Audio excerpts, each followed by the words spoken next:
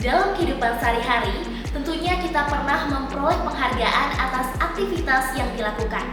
Bentuk penghargaan yang diberikan dapat berupa ucapan terima kasih, anggukan, senyuman, tepuk tangan, ataupun pemberian sertifikat dan piagam. Berbagai jenis penghargaan yang diberikan dapat memotivasi peserta didik untuk terus melakukan usaha dalam mempelajari sesuatu. Memberikan penguatan bukanlah sesuatu yang terlalu sulit untuk dilakukan dalam proses belajar mengajar. Namun kenyataannya dalam proses belajar mengajar masih banyak guru yang kurang atau belum memberikan penguatan pada peserta didiknya. Padahal pemberian penguatan merupakan salah satu keterampilan mengajar yang penting dilakukan oleh setiap guru. Apa dan bagaimana pemberian penguatan yang harus dilakukan oleh setiap guru? Mari kita saksikan adegan berikut ini.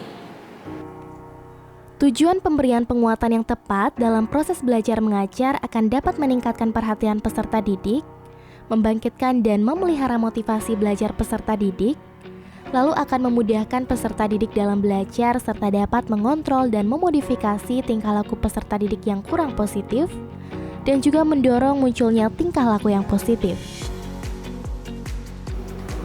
Ada yang masih ingat apa pengertian algoritma? Angkat tangan. Oke, silakan Agus. Jadi algoritma itu adalah metode atau langkah-langkah yang sudah tersusun secara matang dan rapi. Ya, benar sekali ya Agus. Selain pengertian algoritma, minggu lalu kita belajar apa lagi? Oke, silakan Indri. Ya, benar sekali. Kita belajar elemen dan juga notasi. Ada yang masih ingat apa saja elemen-elemen algoritma? Angkat tangannya. Oke, silakan Hedi. Elemen algoritma ada input, output, langkah-langkah, kondisi, dan pengulangan. Ya, hebat sekali ya. Ada 5 elemen algoritma. Ada input, output, kondisi, langkah-langkah, dan juga pengulangan. Nah, selain elemen-elemen algoritma, minggu lalu kita sudah belajar notasi algoritma.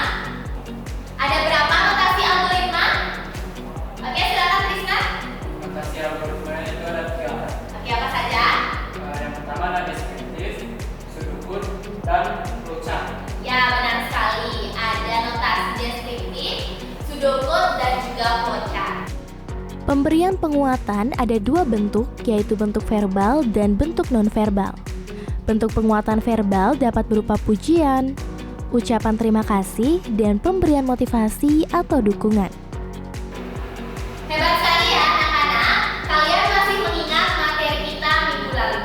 Hari ini kita masih belajar mengenai materi algoritma. Kita akan belajar membuat salah satu notasi yang ada. Sekarang anak-anak coba perhatikan gambar di depan. Ini adalah langkah-langkah dalam membuat kopi. Sekarang siapa yang bisa menjawab? Langkah-langkah ini dituliskan dalam bentuk notasi apa? Angkat tangannya. Oke, silakan Galang. Dalam notasi deskriptif, Kenapa disebut notasi deskriptif, Galang? karena dituliskan dengan kalimat-kalimat deskriptif. Ya, benar sekali ya yang disampaikan Galang. Nah, hari ini kita akan belajar membuat notasi algoritma deskriptif. Notasi algoritma deskriptif adalah notasi yang dituliskan dengan menggunakan kalimat-kalimat deskriptif yang jelas dan tidak ambigu. Nah, sesuai dengan tujuan pembelajaran kita hari ini, melalui pendidikan dengan model problem based learning, anak-anak diharapkan mampu untuk membuat penyelesaian masalah menggunakan notasi algoritma deskriptif. Bentuk-bentuk penguatan nonverbal adalah mimik dan gerakan badan, pendekatan, sentuhan, pemberian kegiatan yang menyenangkan, pemberian simbol atau benda, atau penggunaan tools yang mengandung penghargaan digital seperti quizzes atau Kahoot.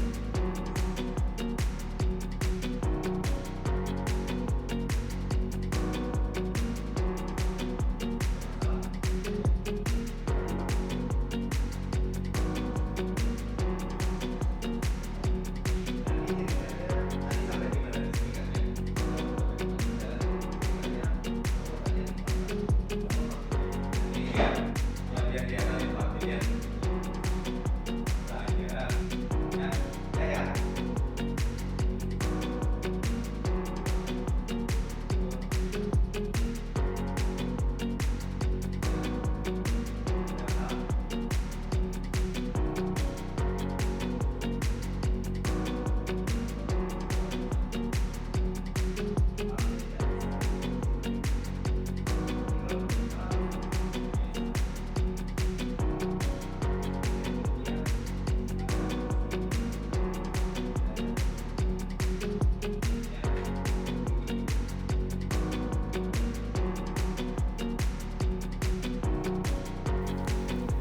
Agar penguatan menjadi efektif, terdapat hal-hal yang perlu diperhatikan, yaitu yang pertama, penguatan diberikan secara hangat dan antusias.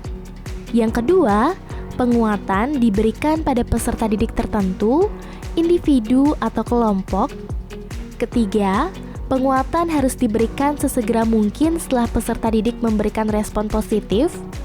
Keempat, penguatan bisa diberikan secara tak penuh bila jawaban peserta didik hanya sebagian yang benar. Dan yang kelima, penguatan diberikan secara bervariasi agar menjadi bermakna bagi peserta didik.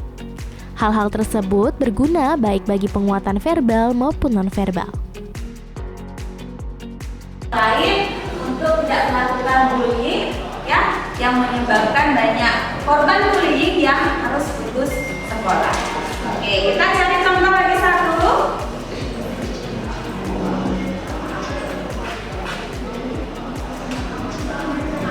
Siapa yang punya poster di depan? Oke, silakan Mas Sri. Kenapa memilih poster yang ada di depan? Jadi saya memilih poster di depan. Dari adegan-adegan tadi, dapat disimpulkan bahwa pemberian penguatan dapat berupa pujian, ucapan terima kasih, pemberian motivasi, senyuman, anggukan, acungan jempol, cara mendekati dengan sentuhan, memberikan kegiatan yang menyenangkan, dan juga pemberian simbol atau benda.